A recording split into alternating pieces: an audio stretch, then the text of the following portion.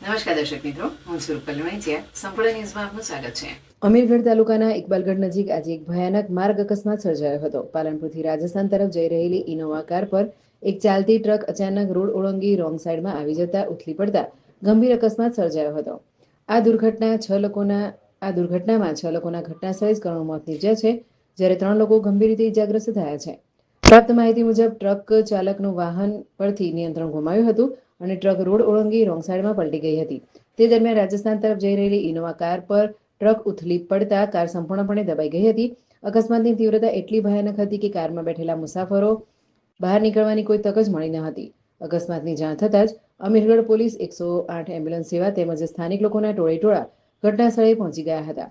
ભારે જહેમત બાદ કારમાં ફસાયેલા લોકોને બહાર કાઢવામાં આવ્યા હતા.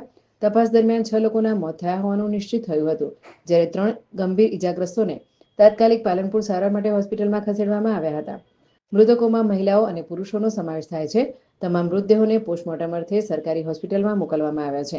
અકસ્માતના કારણે હાઈવે પર લાંબો સમય સુધી ટ્રાફિક જામ સર્જાયો હતો, જેને લઈ પોલીસ દ્વારા નિયંત્રણમાં લઈને વાહન વ્યવહાર પુનઃ શરૂ કરાયો હતો.